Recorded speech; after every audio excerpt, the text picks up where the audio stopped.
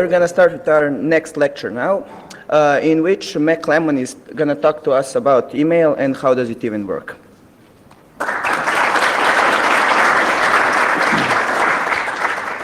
Hi, thanks for your resilience and bearing with me through maybe another talk. I'm still MacLemon. I'm still available on the Fediverse, on Mastodon, and somewhere on the interwebs if you want to find me. And this is about email. Let's start with a brief history, very brief history. In the early 60s, mainframes were common. Mainframes are like a large room with a single computer in them, because computers were larger back then. And stupid, simple terminals that were connected to it so people could interact with that computer. And of course, humans being humans, they had the idea, well, we could send each other messages using that computer. So they started putting files into each other's home directories because the username was unique on that machine. And so we already had a messaging system that was multi-user, but on a single host, at least. That was the 60s. In 1969, they started to be more formal, like having like message transactions. And there were two commands back then on the mainframes. They were called message send and read mail, like very simple things. But they could already transfer messages between two computers. So now we're multi-user, multi-host, for certain definition of multi. Then in 1970, the universe began. Now we have a time frame, a timeline. We start at 0, of course. Before there was no time. And in 1971, Ray Tomlinson said, well, now we're having usernames and we need to somehow designate on which host that user will receive the message. So we need some character to delimit between the username and the host name. And so he said, well, I need some character to do that. And this one was available. It was not in use anywhere else. And that in English it's called the @ sign, was purely by accident. So they used it and it was fine. So email addresses or message addresses looked like Ray at 10xa. 10x was a popular operating system back in the day. And why does that hostname look like that? Because DNS will be invented in the 80s, so in about 10 years. And they were passing hosts files back and forth, the world file, which contained all the known host name IPs and names, and they were passing that around. Mail was not, DNS was not invented yet. In 1973, people started formalizing message headers, so they were easier to pass around. It became an RFC standard by then. In 1975, the message transmission protocol, not so simple yet, was invented to have some formal way of passing messages around. And also the first message groups, probably what we call emailing lists, appeared. And then even a standard for the format of the ARPA network text message was made an RFC.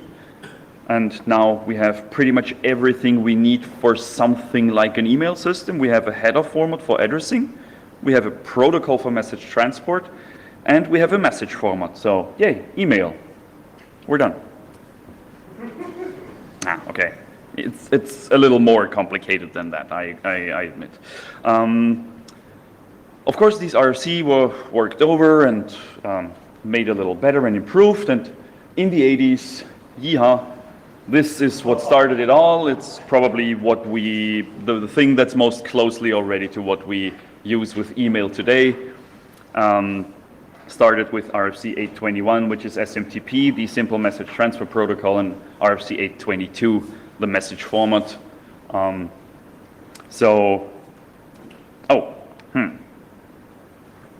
Okay, no. I won't want to bother you with what was the single charts back then. You may remember and it will hurt. So who of you still uses this email thing? Is that anyone? Okay. That's about 97%. And a few shy people who don't dare to admit it. That would be me.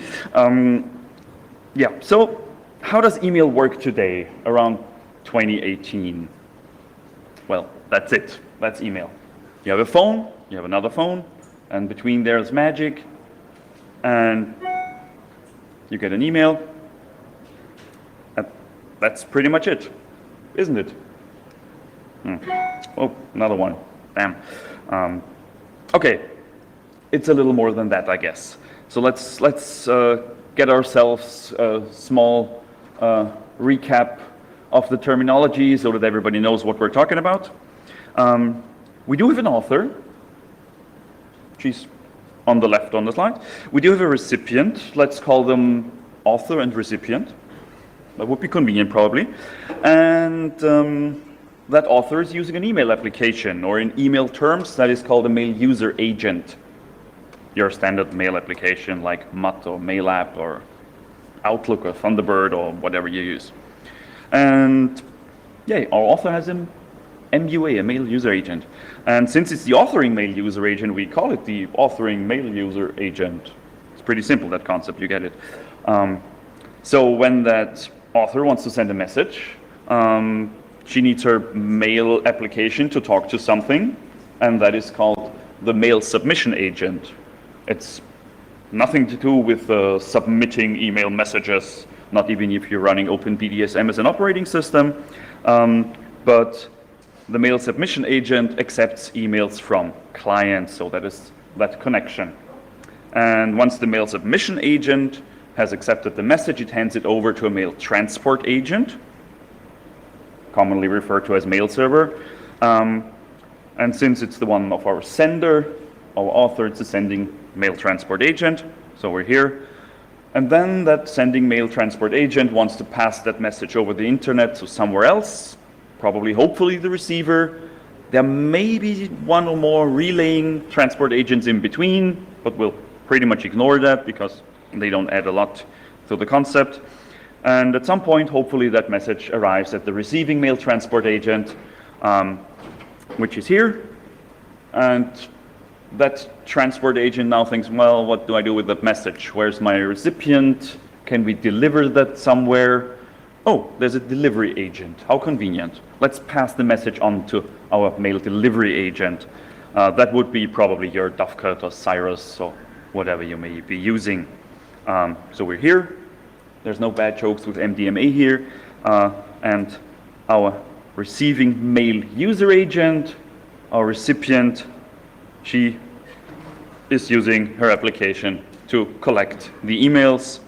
And you already see our parts are interconnected, and each of the connections, each of these pairings symbolizes something where things communicate with each other, and to communicate, these things need a common language so they understand each other, and this is what we call protocols.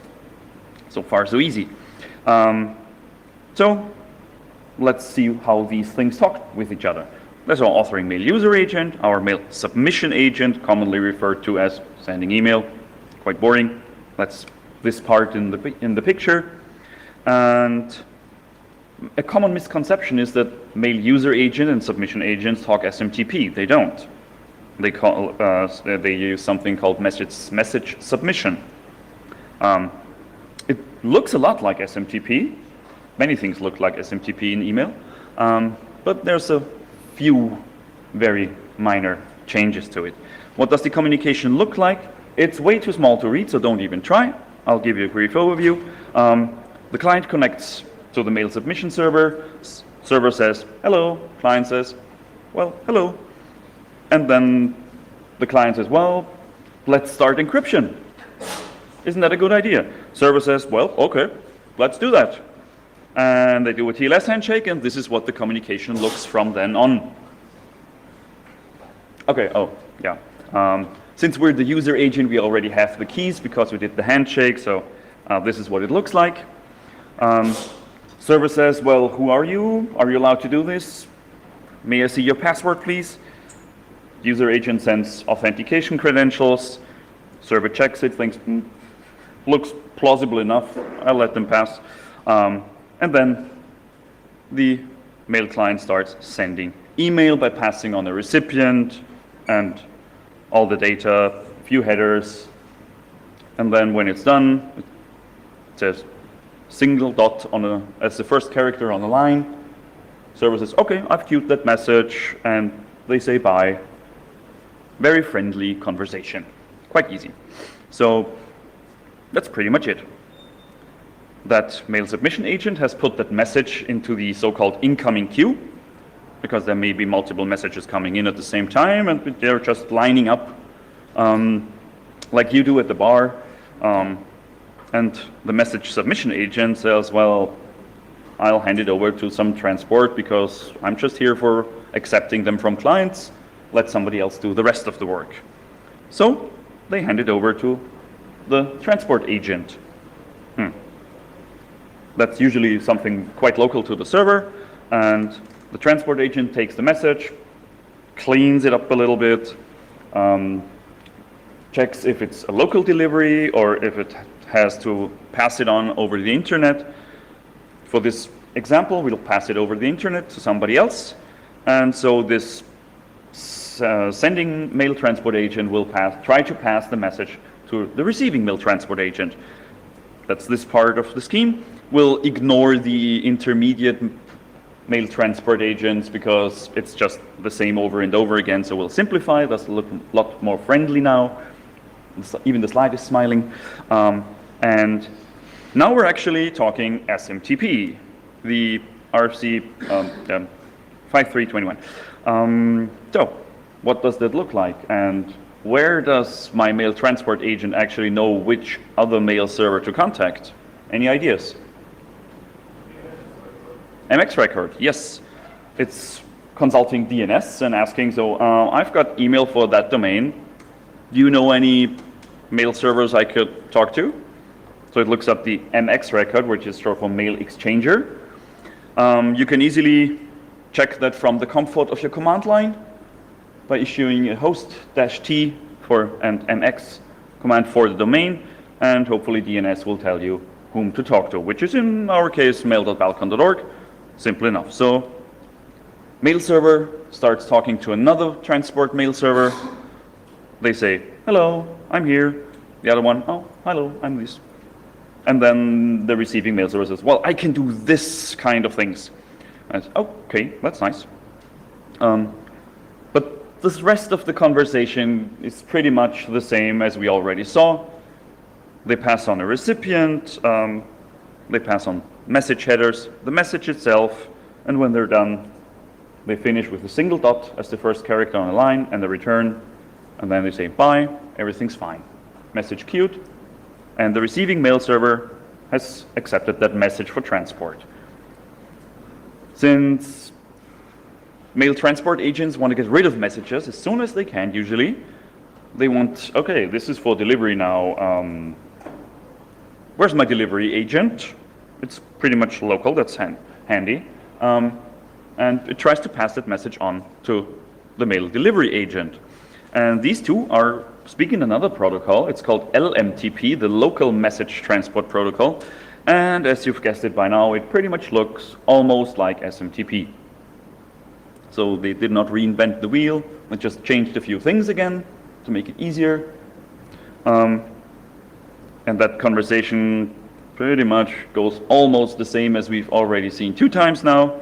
They say hello, and then there's a tiny change because the transport agent passes each recipient as a separate statement, and the delivery agent either accepts that message, that address, or rejects it immediately. There's no queuing here. So if a recipient does not exist, it will say, well, no such user. I can't deliver it to that one. But that's pretty much almost all of the difference. We don't need to go into any details here. A question? Why would the MTA care if a recipient is there? Does he have to return the message? Or? Because if you cannot deliver the message to a recipient that's not there, you have to send a bounce and inform the sending message mail transport agent of this is not possible. So you get an error message back. And yeah, the delivery agent is sitting there and waiting until our recipient comes with their mail user agent and starts collecting their messages. We're closing to the end of the game. There's usually IMAP these days in use. the Internet Message Access Protocol. That one keeps your delivery agent state of your emails and the client state of the emails in sync. They update their changes, and it's also convenient if you need to access your email from multiple clients, like your phone, your tablet, your computer, or whatever you may be using, your fridge. Obscure things use email these days. There's also another protocol. It's still in use, and there's some good use cases for it. It's called POP, the Post Office Protocol, and that one's even simpler. Client comes, says, give me all the messages, and then you never talk about it again. The server does not know what the client does with the messages. But it's still in use. We don't want to go into details. They're both about 100 RFCs themselves, so that's probably 7 separate talks. I'll not go into that. And now we have message delivery from a sender to a recipient. Let's have a look what is on a server of all these communicating parts of this large puzzle game.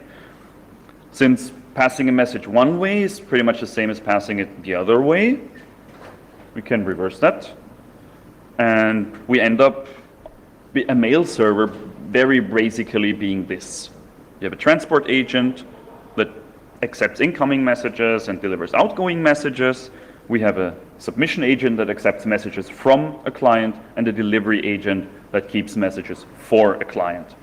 And that's usually your postfix dovecot or XIM Cyrus combination on a box. For small email systems, that's a single machine. On larger systems, these parts may be spread across multiple VMs or even hardware. What else do you need to run a modern email system? Because if you put that on the internet, you will be receiving a lot of email. And at some point, your primary reproductive organs have been enlarged enough that you won't accept any more of these because you'll only receive spam mostly. So there's a lot of things more you need to have a fully fledged email system because your users will come up with ideas and annoy you. What do you need? You need some common email addresses. Some are required, like having a postmaster at your domain email address. Because if somebody needs to contact the person running that email system, they use the postmaster address. That's a standard to use. You also need an abuse address if some of your clients start spamming strange things. You want to have an email address to contact and tell them, well, this one is spamming stuff. Can you please make them stop and look at this? And there's a bunch of other ones. I highly recommend also implementing a security at email address that is actually read by human beings at your domain. Because if somebody stumbles across a security problem with any of your systems, please make it easy for them to tell you, because some people will actually do that and be fine with it and not exploit you. So make it easy for them to tell you about this. You'll benefit from this and it's easy to do. What else do we need? We already had the MX record for the domain name system that tells other systems where they can find a mail exchanger. They will either look up at an MX record. If no MX record does exist for a domain, they will fall back and trying an A record or quad A record, which means they will probably try talking to your web server, which usually does not accept email. But it's a piece of the SMTP standard, how to handle this, and this is what they'll try. There's other things you can put into DNS to make your message delivery more convenient. There's the so-called Sender Policy Framework, SPF. Since you can look up where to send email, but there's no way to find out if that server that's sending you email is actually legit and allowed to send email for that domain. So people came up with SPF, and you can put your sending email servers into that DNS record. It's a simple text record. It says, I'm an SPF record. Any box that has an MX record for my domain is allowed to send email, and that one legacy IP and that one IP subnet is allowed to send email with at my domain. And you put that on the internet, and you have a policy part that is the -all, -all, which means, and any other system on the internet is not one of the ones I'm allowing to send email. You could put a plus in there, which means these ones I know about and everybody else is allowed, so that's pretty useless. I would not do that. And there's also the tilde, or the wiggly line, which means there might be others I have not yet discovered, don't care too much about it. That's also pretty useless. So please think about which systems send email for your things and put a dash all in it. SPF has side effects, especially if you're running email mailing list servers or if you forward a lot of email, because that from address you forward is probably not one of your own mail systems, and the receiving mail server checks that and sees, well, these don't match up, and now we're running into a conflict with your SPF record because that says not one of yours, somebody else's, and they may tag your email as spam, even if you only forward it. And that's correct. If it wasn't that way, SPF would be completely useless at all, and we would not need it. So people came up with some solution, which is called the sender rewriting scheme, where your email server will rewrite the envelope of an email so that it matches your own SPF record for your own mail system, and that problem is solved. So if you publish SPF records, you're giving others a hint that your mail system is legit and others are not. And if you forward email, you need other mail servers to implement sender rewriting scheme. Getting kind of a problem.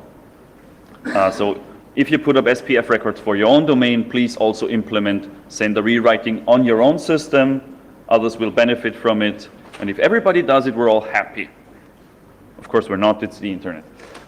What else can you do to make your email look more legit to other mail systems? There's the domain key identified email, DKIM, where you have a little more work to do to implement it. DKIM tells your email server to digitally sign with an RSA key that's different from your TLS setup, to sign email that is outgoing. So this is a digital signature done by your mail server that signs that it has passed through one of your email systems. You also need to come up with a string called the selector in this case. It's just a basic text string, 7-bit ASCII in this case. You're limited to that. And an SPF DNS record, which connects all these parts. The fruity Unix is my selector for my domain. Then you have the ._domain key .maclemon.at or .your domain. Where do you know the selector from? Because you need to look up that DNS record. Well, the selector comes with the email you receive, so you just take it from there. And the rest of the record just says, I'm a DKIM record, I'm using these hash functions. My key type is RSA. The T = S means I'm in production, this is not a testing setup, and it's valid for email. And the part after the P means it's the public key in base 64. And that's a lot of base 64 public key gibberish. You'll have all kinds of fun with that. The benefits of setting up DKIM is that other email servers can identify your email as legit and give it less spam points, which is good for your email because it ends up in the inbox and not in the spam. The drawbacks are you need to have some plugin on your mail transport agent to sign outgoing messages.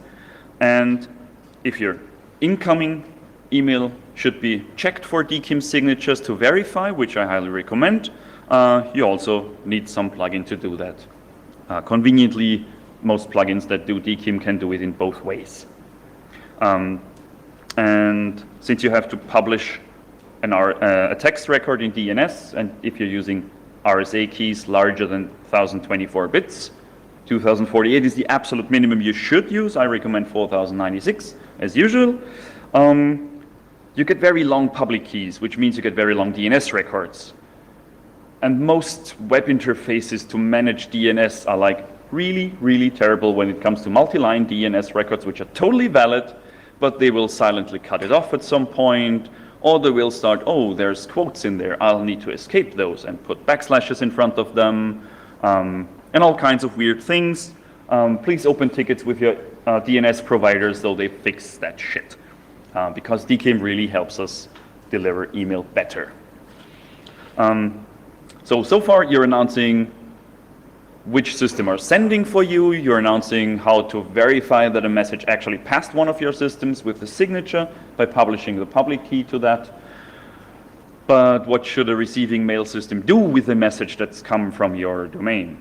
There's DMARC, the domain-based message authentication, reporting, and conformance. And that one connects these things. If you're either using SPF or DKIM or both, there's no requirement to use them all together. I highly recommend using DMARC anyway, because that adds reporting. So a receiving mail system can report to you, hey, I've received a message from some IP that claims to be you, but that does not match up. Here's what I got. You probably have guessed it. There's a DNS record for that. I silently sneaked the DNS talk into this. And it's always _dmarc.yourdomain. It says, well, I'm a DMARC record, and it has a policy that can be either none, do nothing with it, just look at it, keep an eye on it, but I don't recommend doing anything with it. It can be quarantine, which means make it likely spam, or outright reject it at all. If it has not been signed by my system, don't use it. It's not legit. And then you have the RUA and RUF fields, which means where to send aggregate reports and forensic reports. And you can specify the format and how much percentage of your emails should be checked. Usually you use 100 when you're in production, and how often you would like to receive these reports. 86,400 seconds is usually in Central and Western Europe good for 363 days a year, because there's one with an hour more and one with an hour less. You'll receive a report nonetheless. And that gives receiving email systems a policy on how to act on emails that fail a verification with SPF or DKIM or both, and handle them as spam or not, and give you a report on how often that happens. Since you also have a policy for subdomains, and our domain name system is not entirely clear. There's the so-called public suffix list. It's an initiative originally started by Mozilla. It's now a community maintained project, and it keeps a list of separating domain names with organizing entities. Meaning balcon.org, that's simple. .org is the top level domain, and balcon is the domain, and mail.balcon.org, mail would be the host name. But what about company.co.uk? .co is not a host, or is not really a domain. UK is certainly a country top level domain. So this is not entirely clear, and the semantics are not technically there for humans to understand, but not for systems. So this public suffix list will actually connect these things so that your mail system can correctly manage these domain separators. What are the benefits of running DMARC? Well, other mail systems get an idea and a suggestion on how to deal with your emails, or emails that claim to come from you. And when, for example, an SPF and a DKIM record check verifies as okay, that's a strong indicator that this email is coming from a legit system and it's a legit email. And you also get reports that you have to read. That's the drawbacks. You have to read these things. There's also several companies and tools available that make automated things to give you a nice report with charts and everything, so you get a good overview what's happening outside on the internet with systems claiming to send email for you.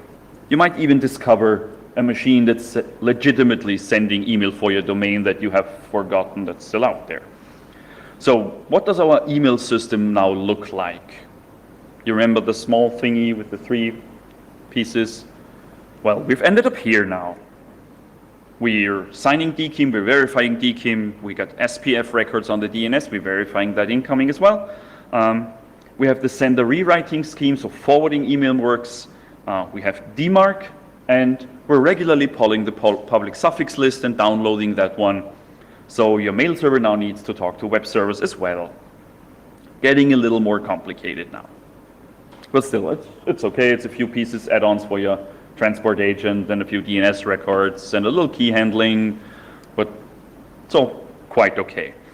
Then we need TLS.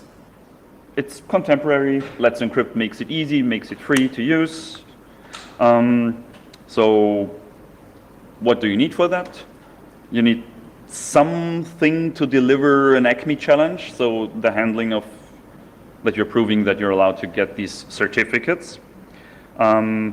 If you want to use certbot by the EFF, or if you're running dehydrated, which is my personal favorite to use, it works very reliable to get your certificates. Works fine on any BSD or Linux system. So you need certificates. What are the benefits of TLS? Well, you don't leak any username and password credentials when people send or receive email. That's quite handy. You also don't leak message content on these parts. And the drawbacks are, well, you have to maintain it. You have to make sure that your certificates are regularly updated and replaced, and that your mail transport agent and delivery agent also loads in the new certificates from time to time because they change. So you can happily be replacing certificates and forget to restart your postfix or Dovecot, and they will use the old certificate, and you, well, it has been replaced, it's fine. No, just give them a kick once in a while and it will be fine. And since email sending between transport agents over SMTP is opportunistic, well, we don't get a lot of security or privacy there. It's purely hoping that it works, and nobody checks certificates anyway, so at least we can secure the client connections, but that's better than nothing. So now you have some kind of web server, because you need to deliver ACME challenges. That needs a web server. Of course, you can do that with like 2 lines of Python, but well, Nginx or an Apache, it's easy to use, and we might use it for something else in the future. Who knows? Users come up with ideas. So now you're managing certificates and a web server as well.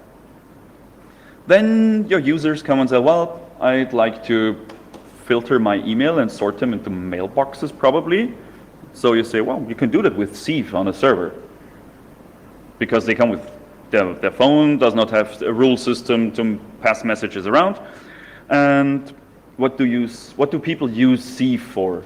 Sorting mailing lists. That's probably pretty common for us. Like you get a mailing list and sort it into a folder and let it rot there and look at it every 2 months and, oh, I missed that one, yeah.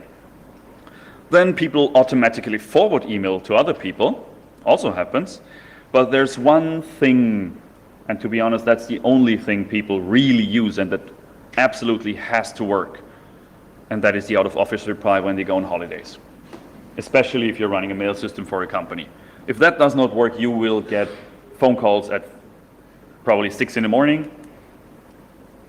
Very inconvenient. Another benefit for you as a postmaster is that you can integrate that with your spam system, and once a user moves a message to the junk folder, you can tell Sieve it should take that message, hand it over to your junk, your spam filter, and oh, learn this as spam. And if somebody takes out a message of the junk folder and puts it somewhere else, it's probably not a spam message. Sieve can take that message, pass it on to the spam filter, and please learn this as ham, as a good email. So you can abuse your users to train your spam filter, which is quite convenient as well. So your mail system looks like this. You now have Sieve. It integrates with the delivery agent side of your system. So far, so good. How do you manage these rules? There's a protocol for it. It's called Manage Sieve. You need an interface for it. Users are usually not happy with having the Thunderbird with a plugin where they have to edit code. Some of you may be happy with that, most are not. They would just want to click, I'm on holiday, fuck you. So most email clients do not have some plugin to use. So, okay, let's go with the webmail interface. I mean, it's easy.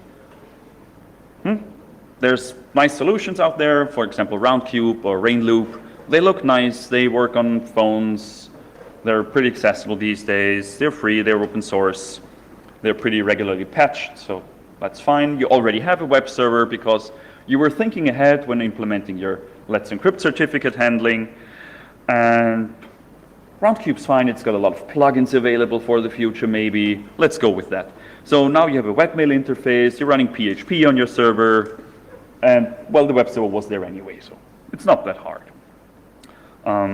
You knew it would come in handy. Then your users start complaining about getting spam. I don't know why. They receive it.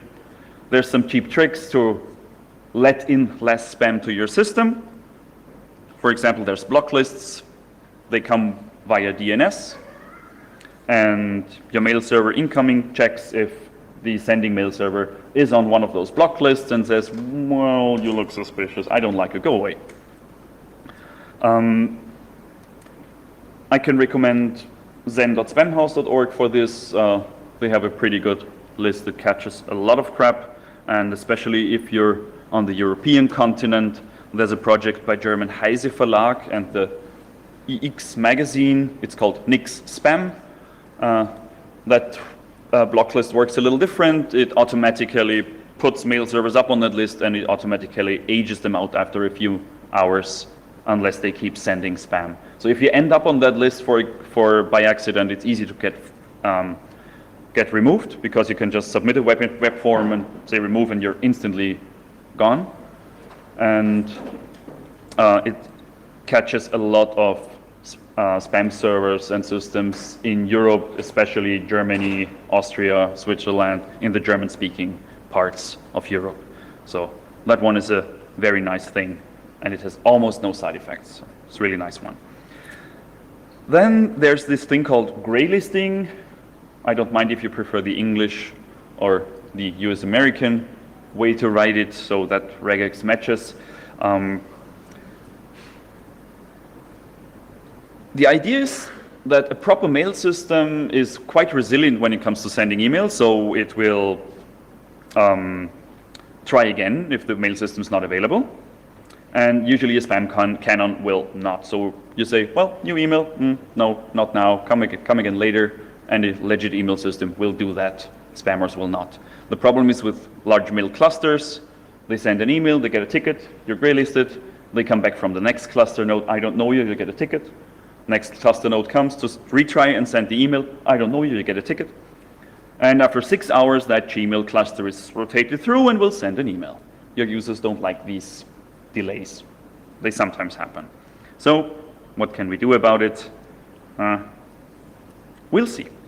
You can whitelist them, meaning you'll maintain a list of servers from Gmail, Outlook.com, whatever large company, and you say, well, they probably have their shit together.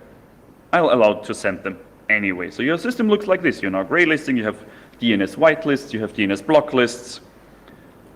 It's becoming more and more complicated. You're maintaining automated lists, you're maintaining human-maintained lists by manually writing IP addresses and host names into files. Does not sound too nice. Then there's spam, the more expensive countermeasures. There's the so-called Little Shop of Horrors. It's a quite common implementation to combat spam. It's Imavis DNU, Spam Assassin, and Razor or Pizer. They're Perl monsters. They come with a lot of modules in Perl, and once you update one module, 3 others break. That's quite a common scenario. Every postmaster has encountered that. And they usually are slow. They catch quite a lot, but they're slow, and they cost a lot of CPU cycles, and might take an email to be filtered like 1 second, 2 seconds, 3 seconds. That's quite a lot on a mail system that has a lot of traffic. A more modern solution that I can quite recommend is rspamd. It's a BSD licensed thing written in C and assembler that already sounds faster than Perl. And it's nicely integrated because it can handle these gray list thingies on demand. So it will not gray list any message, but it will check an incoming message. And if it looks spammy, it might delay it by gray listing it. And if it does not look spammy, it will not gray list. So that's how you handle these delays. You'll get rid of them pretty much completely. That's a very nice thing. rspamd also checks your SPF, DKIM, DMARC things, and also aggregates reports and sends them out for you. So that's a very functional thing.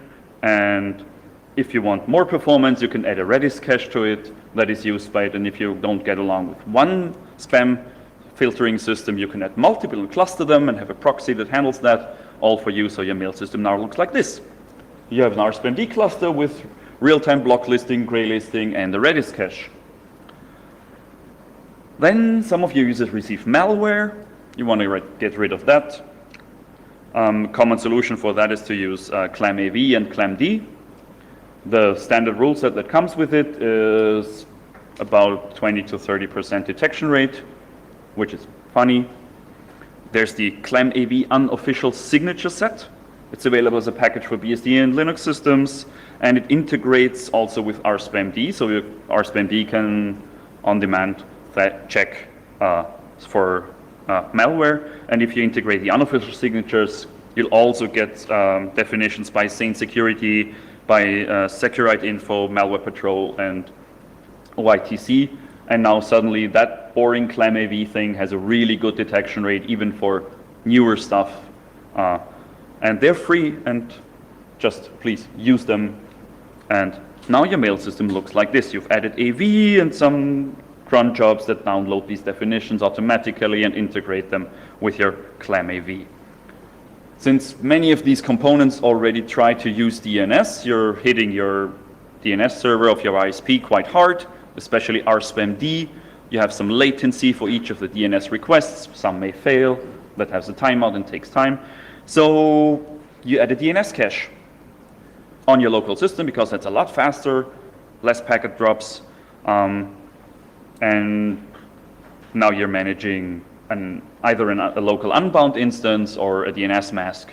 But it improves the performance of your system, and you get less rate limiting from your DNS server from the ISP. Then users come back from holiday, they find this nice web interface, turn off the holidays thingies, close it, go on with their phone, search for a message, they want to send something, but they don't find it on their phone because your phone does not have a full index of all the gigabytes of messages they have. What phones could do is pass the search on to the mail server, the delivery agent, and ask it, could you search for this thing in all your messages? And if your IMAP server does support full text search, that actually works, and it works pretty fast, and even with attachments. So you go out there and say, well, there's either Celocene or Apache Solr as a full text indexing plugin that you can hook into your mail delivery agent. Now you're running Java. It works with OpenJDK, so that's a good thing. Yeah, you see, you bolt on things. Then users are, again, using your web interface. They type in an email address or a name, and there's no autocomplete, and they say, why? I've been communicating with them for a long time, and there's contacts. What do we do? Well, there's CartDev. It's an extension to WebDev. It allows you to sync vCards across clients. Your phone probably has one, DevDroid or iOS has one implemented to sync an address book. There's a plugin for Roundcube that can talk CalDev. So it would be convenient to have a CartDev server. So addresses and names are passed across all these agents and users. And then you think, well, there's also calendars, and these fancy calendars can keep events, and you can invite other people to events via email, and they can respond. Wouldn't it be nice to have a calendar server as well? And have my calendar. Some even can look up availability, yeah, and find the most inconvenient spot for you in the morning. So you add a CalDev and CartDev solution that might be Radical 2, or, well, you're looking ahead and might think, oh, there might be other things that these users may want. You're implementing a Nextcloud instance, which is quite okay these days. You're already running PHP for the webmail interface anyway, so PHP is already getting updated regularly by you. Does not matter. You add CartDev, CalDev thingies, add the plugin to your Roundcube, and everyone's happy. But now you need to authenticate against all these systems to log into a web interface, to multiple web interfaces, so you have a problem with authentication. Not all users are using a password manager, still not. And now you want some kind of central authentication instance. You probably have a database server already running because Roundcube uses one, your Nextcloud instance uses one. Dovecot and Postfix can authenticate like a MariaDB, a MySQL, or Postgres instance. Yeah, let's do some single sign-on thingy. So now you're managing one or multiple databases or an LDAP server for authentication. Then you want to host multiple domains, and you have friends, you're running a mail system, you're doing that really well, it's awesome to use your email system. Can't you host my emails for these 3 domains as well? Yeah, sure, okay, it's just 3 domains, doesn't matter anymore. But they want to add users and aliases themselves, so you want to delegate handling of their email domain to them. Now you add a web interface to add email addresses and maybe even email domains to your system. And if you're running LDAP, you have like a LAM interface that can put users and email addresses and aliases and all that stuff into LDAP on your system. So yeah, you're adding an admin GUI to your Frankenstein monster. And then these people come again with their phone and say, well, I can now search for messages. That is awesome. But I don't get notified when I get an answer. I want push notifications. This is the part where you start screaming and say, no, please. There's no real standard across multiple platforms. Of course, there's IMAP idle, which is kind of pushy, but only if you already have a connection that's up and running and that drains your battery on the phone. It's not really an issue for laptops, but it's an issue with routers that cap and cut off more or less unused, long-living connections, and IMAP idle is pretty much an open socket. It's just sitting there and doing nothing. So your firewall will say, well, that state is not used. Bing. And you need to re-authenticate. There are macOS mail systems that integrate with Apple Push to iPhones, like real push messages. These have been reverse engineered to have some weird plugin to your Dovecot email that actually you're receiving mail delivery agent sends out a push message that is received by an iPhone. There's probably solutions with Google Cloud Services to have the same thing with Android. I don't know about these things. They may be available.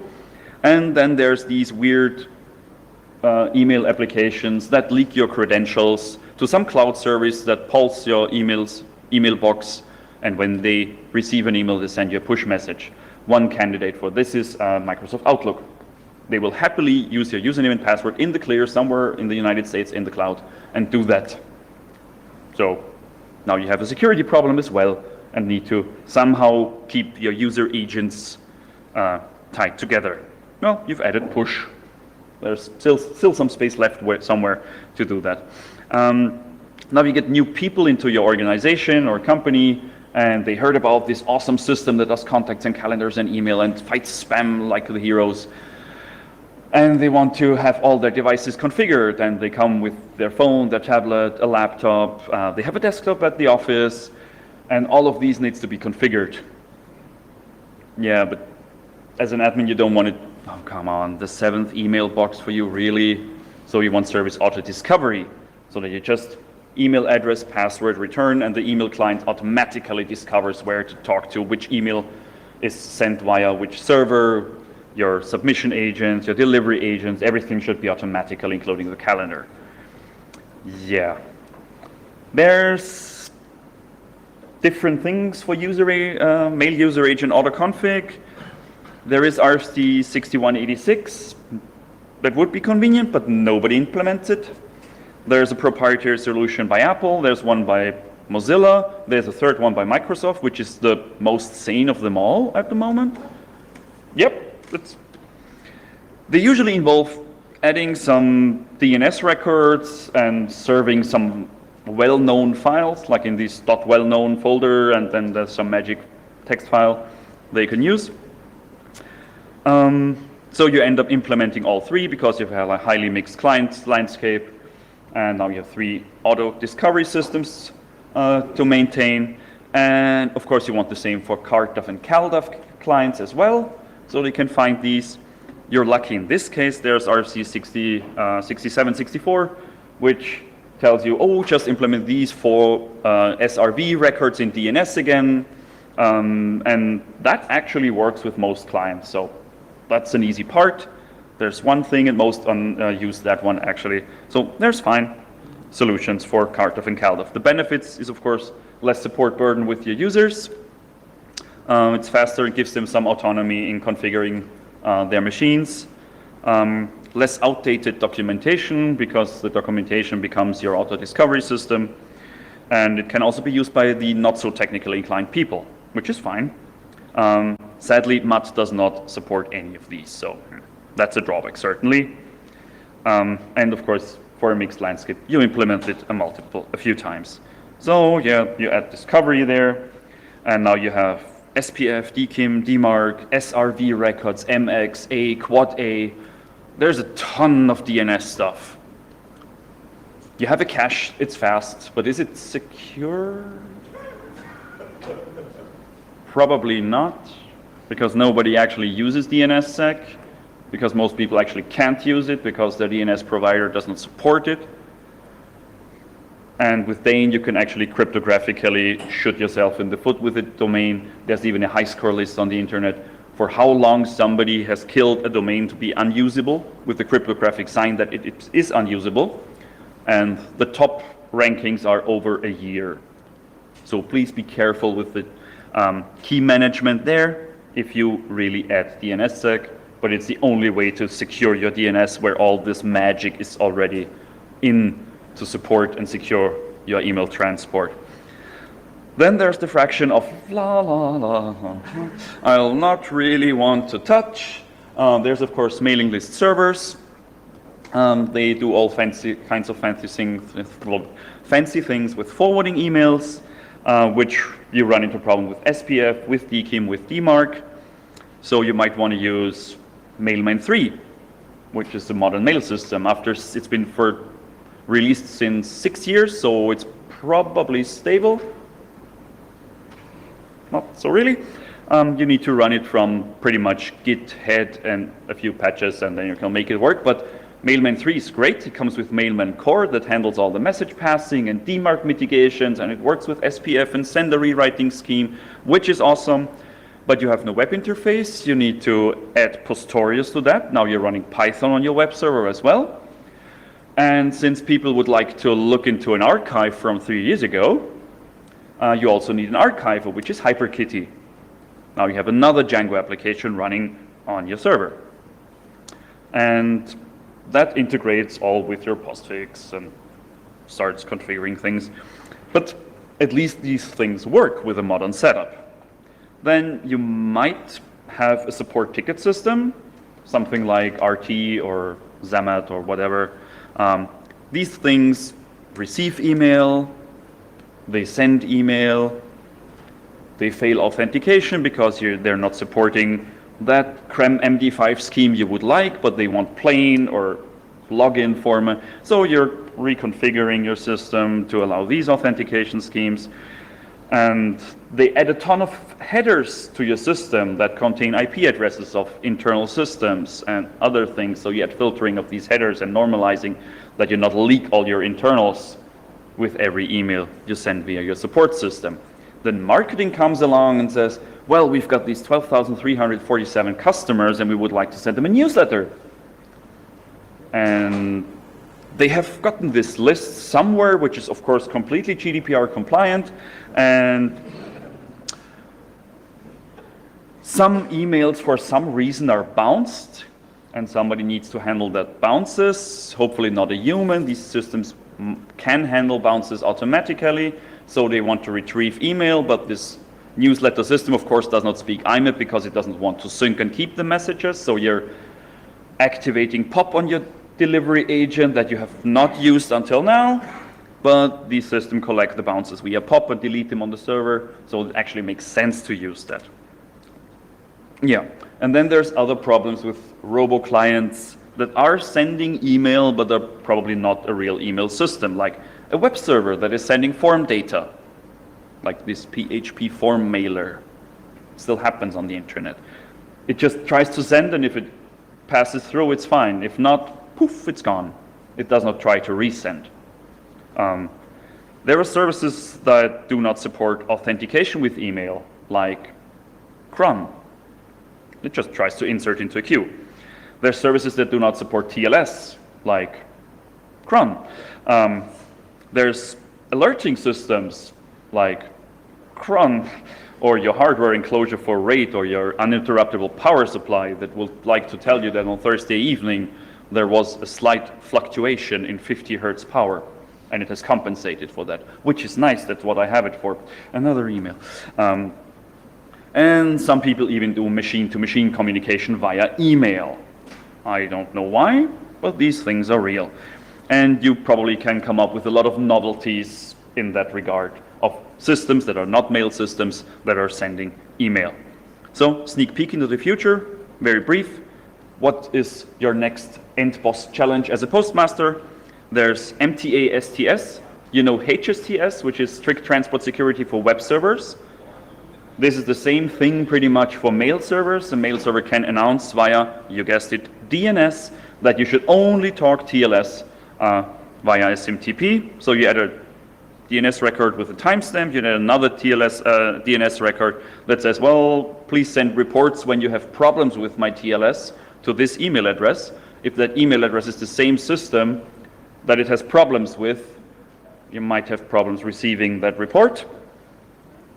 But it works similar to DMARC, and since mail servers also have to use curl or wget or fetch to get things from the internet, like the public suffix list we already had, well, now they need to pull a text file to get the policy that is in MTA STS. It's a simple text file. It says, well, enforce TLS for this time on this machine. Whoever came up with the draft RFC for this had the wonderful idea of telling us you must use carriage return line feed as line endings for that. So they have a heart for Windows users. They're not using Unix endings. So you know how to use Vim and configure that to properly make carriage return line feed endings now. If not, you'll find out, because it won't work otherwise. The benefits of this more or less downgrade resistance for SMTP, which is a great thing with StarTLS. And since you're using Let's Encrypt, you already have valid certificates, which is also nice. And it's explicitly designed to work with DANE, so it won't interfere with your DNSSEC record and TLSA records. That's an explicit design goal, so somebody put some good thought into that. Of course, it has drawbacks. There's more DNS records to maintain, more files to put up on web servers that have to hopefully not interfere with how your CMS works on your website. And now you have a web server that you also must secure with HTTPS and HSTS, hopefully HSTS preload as well, and all kinds of security headers that you're already using to secure your webmail interface. Then there's another effort by the EFF. It's called StarTLS Everywhere. It's like HTTPS Everywhere for the browser. It's basically your preload list for mail servers. The EFF has put some thought into it and digitally signs that list with GPG. So now your mail server has to retrieve a text file over HTTPS and GPG verify that. You already had GPG on your clients. Isn't it wonderful? Your server uses it well. Great. What else is there? If you're running mailing lists, especially nice authenticated received chain, you're already signing your outgoing email via DKIM, and a receiving mail server checks that signature, and when it forwards it, that signature breaks because it maybe adds, this is the mailing list footer and you can unsubscribe here, and this is the how-to and all that stuff. That breaks the signature. So a receiving system of the forwarded email will have a problem. Authenticated received chain keeps all those message systems that pass on the message multiple times and keeps those DKIM signatures intact so that you can, it's a linked list of hashes. I don't say the B word. But it helps to keep an eye on who passed on this message and verify that it's all been okay. So that's roughly what you ended up with as a mail system now. You're pretty much running every programming language on the planet. There's certainly Perl, PHP, Python, Ruby, C, C++, assembler. There's shell script, there's cron script, data betas, there's crypto all over the place. There's probably some brainfuck and COBOL in there. I'm not sure, but I would not be surprised. So in conclusion, just sending and delivering email is pretty easy. Having a mail system that actually survives the internet and survives your user support calls is a lot of work, like a real lot of work. Keeping everything running smooth, keeping it updated, not having some update here break something else there. That's also a lot of work. And if you hate email now, like I do, and hopefully I've made myself clear why you can really hate email, I have a solution. It's called RFC 7505. It's a DNS record. You probably have suspected that. It's in bind format. It says, well, there's a mail exchanger. Its priority is 0, which is it's the most important mail exchanger for this system. And you can reach it at a domain that's called .dot, which is the toppest level of DNS. The nice thing is that's a valid DNS record. Any mail system can try to resolve that. It will think it's important, and it will be unable to resolve .dot. So it will never find a way to deliver email. This is really the one way to tell this email does never accept this domain does never accept email at all. Never. Don't even try. There is no such thing. Excuse me, special delivery. Oh, that's the vodka. Thank you. Are there any questions left now? Okay, we need to be quick because I'm already over time. You missed two important services. One of them is the web key directory for PGP, so that would be another web service to bolt on. For supporting clients when they want to do end-to-end encryption? Public PGP key discovery through HTTPS for mail delivery. Yeah. And of You could course, do that to support your what clients. about the all-important fax gateway? Fax gateway. I missed that. Yeah. I don't miss fax either. But yes, please do a lightning talk on that next year. Hi, excellent presentation. You covered like 97% of my own mail server. So, one comment. You didn't mention about the PTR, the importance of having your PTR on your IPs Yes. delegated correctly, so the recipients can verify your mail server. Yes, you absolutely spotted that correctly. I blatantly overlooked to manage another DNS record that you need. Your mail exchanger has a host name that points to an IP, but you also need a pointer, a PTR record, that the IP address points back to that host name. And please don't forget there's a PTR for A records, meaning legacy IP, and for quad A records for IP. So you need two of them. Absolutely correct. They were not in there. Thank you. One last question, okay? Yeah, a small question. You said that you have users who actually want a web archive for your mailing lists. Yeah. Have you any sensible solution to be GDPR compliant if somebody decides that he sent the mail and he now wants to delete it? GDPR. Well, if you're the case with GDPR is not that you're not allowed to keep an archive. You just need to be transparent about it that you do this. If you don't want your emails to end up in an archive, don't send email. It's all about informed consent.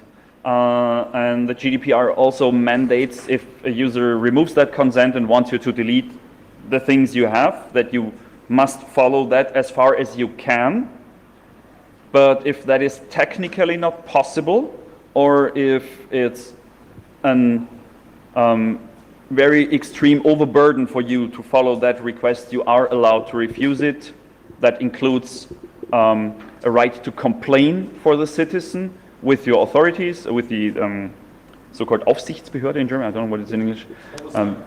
Oversight body, yeah. They're allowed to complain there. But you probably don't want to go there and start deleting email messages that break threads. So that would be considered way too much burden to actually follow for not much gain. So you can probably relatively easily handle that. So one more thing, do you have a Docker compose for everything? I certainly don't. I run BSD. Thank you very much. Voilà.